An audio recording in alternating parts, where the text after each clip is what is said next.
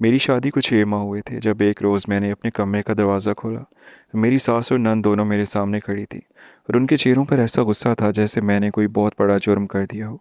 महरीन ने मुझे देखते ही अपना हाथ आगे किया और चीख कर बोली, मेरा हार कहाँ पर है? मैंने हैरत से उसकी तरफ देखा और कहा, कौन सा हार? महरीन ने गुस्से से कहा, वही हार जो मैंने अपनी अलमारी में रखा था। तुम्हारे अलावा मेरे कमरे में कौन आया था? मैंने फ़ौरन कहा, मैंने तुम्हारी अलमारी को हाथ तक नहीं लगाया। मगर मेरी सास ने आगे बढ़कर मेरा बाजू पकड़ लिया और कहा, झूठ मत बोलो, हमने तुम्हें रंगे हाथों पकड़ लिया है। मेरी सांस रुक गई। मैंने घबरा कर कहा, आप क्या कह रही हैं? मैंने कुछ नहीं लिया। मगर महरीन मेरी कोई बात नहीं सुन रही थी। उसी वक्त मेरी सास ने ज़ोर से मेरे बाल खींचे और बोली, अगर तुमने हार वापस भी किया तो फिर भी तुम इस घर में 1 मिनट भी नहीं रहोगी। मैंने हैरत से उन दोनों को देखा और कहा, आप लोग मुझे चोर समझ रही हैं? मेरी सास ने कहा, हमें समझने की ज़रूरत नहीं है, तुमने खुद साबित कर दिया है। महरीन ने कहा कि भाई को फ़ोन करो, आज उससे सब मालूम होना चाहिए। मैंने फ़ौरन अरम को फ़ोन किया मगर उसने फ़ोन नहीं उठाया। मैंने दोबारा फ़ोन किया, फिर तीसरी बार किया मगर कोई जवाब नहीं आया। मेरी आंखों से आंसू निकल आए। मैंने कहा कि कम अज़ कम अरम के आने तक मुझे कुछ मत कहें। मगर मेरी सास ने सर्द लहजे में कहा, तुम इस घर से अभी निकलना होगा। मैं अपने कमरे में गई तो मेरे हाथ पाँव काँप रहे थे। मैंने अपने कपड़े बैग में रखने शुरू किए। मुझे यकीन था कि अरहम ज़रूर आएगा और मेरी बात ज़रूर सुनेगा, क्योंकि हमारी शादी को सिर्फ 6 माह हुए थे और मैं समझती थी कि वो मुझे जानता है। मैंने सोचा था कि वो अपनी माँ और बहन से पूछेगा कि आखिर कोई सबूत भी है या नहीं। मगर जब मैं कमरे से बाहर आई तो अरहम दरवाजे पर खड़ा था। मैं उसे देखते ही उसकी तरफ बढ़ी और कहा, अरहम आप आ गए। मुझे मालूम था आप मेरी बात सुनोगे। उसने मेरी तरफ देखा मगर उसकी आंखों में वो यकीन नहीं था जिसकी मुझे उम्मीद थी। उसने पूछा, क्या हुआ? मैंने फ़ौरन कहा, मुझे चोर कहा जा रहा है। महरीन का हार गायब है और सब मुझ पर इल्ज़ाम लगा रहे हैं। मैंने कुछ नहीं लिया, आप मुझे जानते हैं ना। अरहम खामोश रहा। मैंने उसका हाथ पकड़ कर कहा, अरहम कुछ बोले। उसने आहिस्ता से पूछा, तो महरीन के कमरे में गई थी?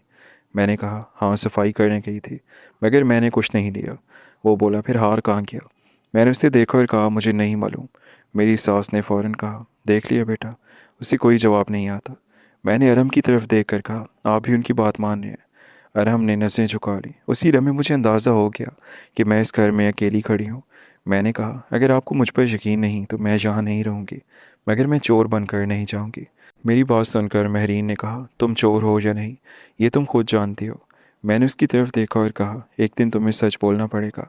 महरीन वो एक लम्हे के लिए घबरा गई, मगर फ़ौरन नज़रें चुरा लीं। मैं उस वक्त उसकी उस घबराहट को समझ नहीं सकी। मैंने अपना बैग उठाया और दरवाजे की तरफ बढ़ गई। मगर जाने से पहले मैंने अरहम से कहा, आपने आज मेरी बात नहीं मानी, मगर याद रखना मैं बेकसूर हूँ। अरहम ने कोई जवाब नहीं दिया। मैं उस घर से निकल गई। रात के वक्त मेरे पास जाने के लिए कोई जगह नहीं थी।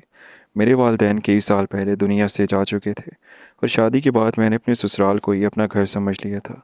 मैंने सड़क के किनारे खड़े होकर अपनी एक पुरानी सहेली निदा को फ़ोन किया।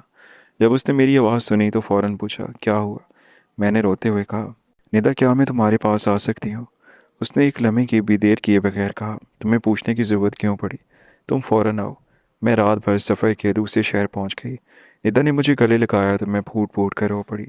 मैंने उससे सब कुछ बताया तो वो गुस्से से बोली, तुम इस घर में वापस नहीं जाना चाहिए।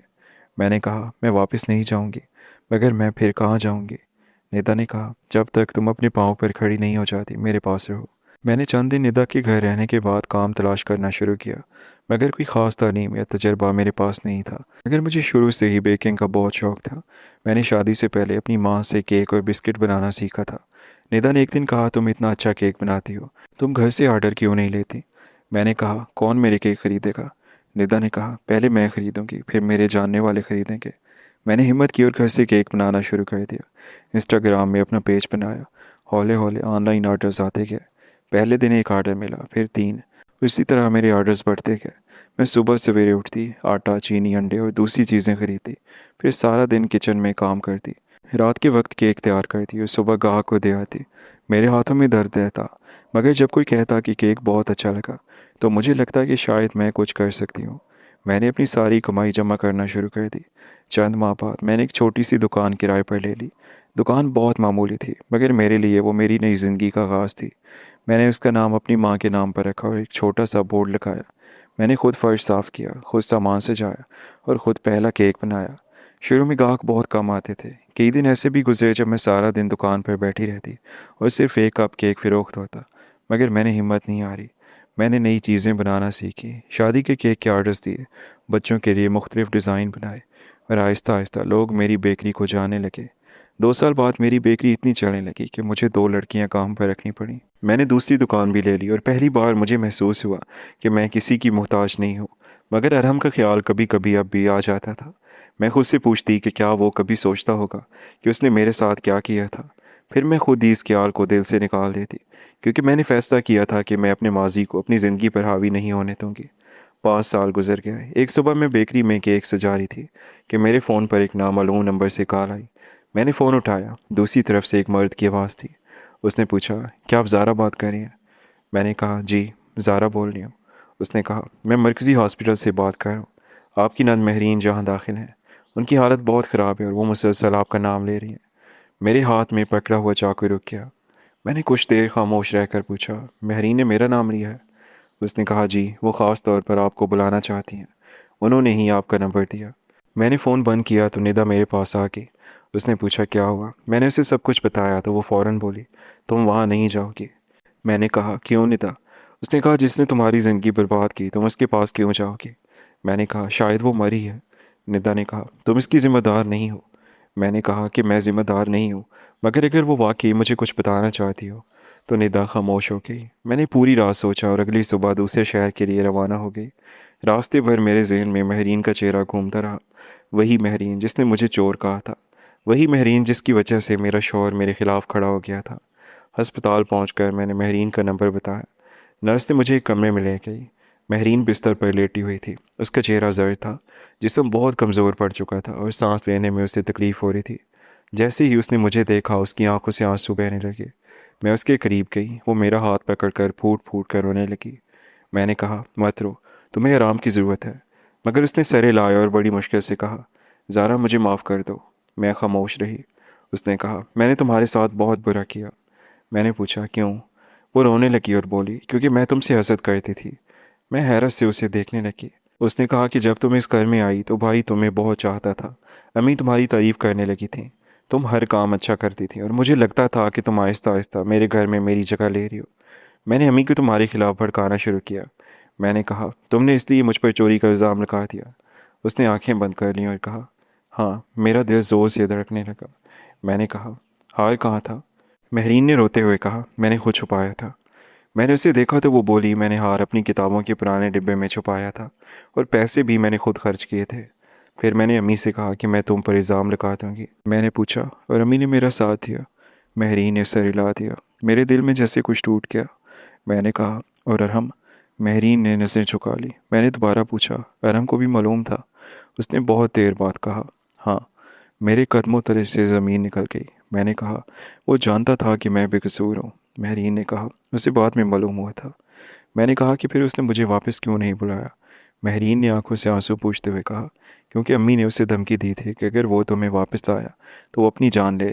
और मैंने भी भाई से झूठ बोला था कि तुमने मुझे धमकाया है। मैंने अपना चेहरा दूसरी तरफ कर लिया। महरीन ने तकिए के नीचे हाथ डाला और एक लिफाफा निकाल कर मेरी तरफ बढ़ा दिया। उसने कहा, यह मैंने 5 साल पहले लिखा था। मैंने लिफाफा खोला तो अंदर से एक कागज़ था। मैंने पढ़ना शुरू किया तो मेरी सांस रुक गई। मेरी नज़र इस पर किए गए दस्तखत पर पड़ी तो मेरे होश उड़ गए। इसमें इतराफ़ जुर्म था कि हार मैंने चुराया है और मेरे दस्तखत थे। ये बात सिर्फ मैं जानती थी कि ये जेली दस्तखत थे। तब महरीन ने मुझे याद दिलाया कि आपको याद है, एक रोज़ मैंने आपसे कहा था कि आपके दस्तखत देखना चाहती हैं। हम दोनों ने खाली पते पर दस्तखत किए थे। दरअसल मेरे दिमाग में कुछ और ही चल रहा था। मैंने वो कागज़ छुपा कर रख लिया था। आपके जाने के बाद भाई को दिखाया था। उससे कहा था कि आपने इतराफ़ जुर्म किया और आपके दस्तखत भी हैं। उसी वक्त दरवाज़ा खुला और अरहम अंदर आ गया। वो कई साल बाद मेरे सामने था। मैंने उसकी तरफ देखा और कहा, तुम सब मालूम था? वो खामोश रहा। मैंने कहा, जवाब दो। उसने आहिस्ता से कहा, तुम्हारे जाने के 2 साल बाद मुझे मालूम हुआ कि महरीन ने तुम पर झूठा इल्ज़ाम लगाया था। मेरी आंखों से आंसू निकल आए, मगर मैंने उन्हें पोंछ लिया। मैंने कहा, फिर तुमने मुझे ढूंढने की कोशिश नहीं की? वो खामोश रहा। मैंने कहा, तुमने अपनी माँ के लिए अपनी बीवी की इज्जत बेच दी। अरहम ने सर झुका लिया। मैंने कहा कि तुम्हें मालूम है, इसके बाद मैंने कितनी रातें ये सोचते हुए गुजारी हैं कि शायद वाकई मुझ में कोई ख़राबी थी। शायद मैं वाकई इस घर के काबिल नहीं थी। अरहम बोला, मुझे हर दिन अफसोस हुआ। मैंने कहा, तुम्हारा अफसोस मेरे साथ नहीं था। अरहम, तुमने मुझे कभी वापस नहीं बुलाया। उसने कहा कि मैंने तुम्हें बहुत तलाश किया। मैंने कहा, अगर तुम वाकई तलाश करते तो मैं मिल जाती। वो खामोश हो गया। महरीन हमें देखकर रोने लगी और बोली, भाभी भाई को माफ़ कर दो। अरम भी कहने लगा कि मुझे माफ़ कर दो, मैं शर्मिंदा हूँ। मैं कमज़ोर मर्द साबित हुआ, अपनी माँ को नाराज़ नहीं कर सका। अब भी कुछ नहीं बिगड़ा, अभी वापस आ जाओ, मैं अपनी गलतियों का इजाला करूँगा। मैंने कहा कि ऐसा मुमकिन नहीं है, क्योंकि तुमने मुझे उस वक्त छोड़ा जब मुझे तुम्हारी सबसे ज़्यादा ज़रूरत थी, और अब जब मैं अपनी ज़िंदगी खुद बना चुकी हूँ तो तुम वापस आ गए हो। वो बोला कि मैं अब भी तुम्हें चाहता हूँ। मैंने कहा कि मोहब्बत सिर्फ चाहने का नाम नहीं होती, मोहब्बत में इंसान अपने साथी का साथ देता है। तुमने मेरा साथ नहीं दिया। वो खामोश रहा। मैंने महरीन का हाथ पकड़ा और कहा, मैं तुम्हें माफ़ करती हूँ, मगर मैं उस दिन को भूल नहीं सकती। महरीन रोते हुए बोली, मुझे यही काफ़ी है। मैं हॉस्पिटल से वापस अपने शहर आ गई और अपनी बेकरी में दोबारा काम शुरू कर दिया। मगर अब मेरे दिल में एक अजीब सुकून था, क्योंकि जिन लोगों ने मुझ पर झूठा इल्ज़ाम लगाया था, आज वो सब अपने मुंह से अपने जुर्म का इकरार कर रहे थे, और आज मैं बेकसूर साबित हो गई थी। अरम फिर मेरी बेकरी में मुझसे मिलने आया था। कहने लगा, मेरे साथ चलो। मैंने कहा कि मैं तुम्हारे घर से सिर्फ एक बैग लेकर निकली थी। आज मेरे पास अपनी बेकरी है, अपना कारोबार है, अपनी पहचान है। तुमने मुझे उस वक्त नहीं संभाला जब मैं टूट रही थी, अब मैं खुद को दोबारा बना चुकी हूँ। उसने कहा, क्या हमारे लिए कोई रास्ता नहीं? मैंने कहा, रास्ता है, मगर वो तुम्हारी मर्ज़ी का नहीं होगा। उसने पूछा कि क्या मतलब? मैंने कहा, अगर कभी हम दोबारा साथ आए तो मैं वो लड़की नहीं होगी जो तुम्हारे घर की दहलीज पर खड़ी होकर तुमसे यकीन की भीख मांग रही थी। अब मैं अपनी ज़िंदगी के फ़ैसले खुद करूँगी, और अगर कभी किसी ने मुझ पर दोबारा झूठा इल्ज़ाम लगाया तो मैं खामोश नहीं रहूँगी। अरहम ने सर हिला दिया। मैंने कहा, मुझे वक्त चाहिए। वो चला गया। चंद माह बाद महरीन और मेरी सास रुखसाना बेगम भी मेरी बेकरी पर आई। मैं उन्हें देखकर खामोश हो गई। वो मेरे सामने खड़ी रहीं और फिर हाथ जोड़कर बोली, बेटी प्लीज़ मुझे माफ़ कर दो। मैंने उनके हाथ नीचे किए और कहा, मैं आपको माफ़ करती हूँ, मगर मैं अपनी माजी में वापस नहीं जाऊँगी। वो रोने लगी। मैंने कहा, मैंने आपके घर से बहुत कुछ खोया था, मगर उसी वक्त से मैंने खुद को पाया। वो खामोशी से चली गई। अरम और मेरे दरमियान फिर आहिस्ता आहिस्ता बातचीत शुरू हुई, मगर इस बार मैंने जल्दी नहीं की। मैंने उससे कहा कि अगर हमें दोबारा ज़िंदगी शुरू करनी है तो मुझे तुम्हारा शौहर बनकर नहीं, बल्कि एक ऐसे इंसान के तौर पर देखना होगा जो अपनी गलती मानने की हिम्मत रखता हो। अरम ने पहली बार मेरी बात समझने की कोशिश की। 1 साल बाद वो मेरे शहर मुंतकिल हो गया और हमने अपनी ज़िंदगी दोबारा शुरू करने का फ़ैसला किया। मगर इस बार सब कुछ मुख्तलिफ था। मेरी बेकरी मेरी अपनी थी, मेरे फ़ैसले मेरे अपने थे, और अरम जानता था कि वो मेरे साथ है।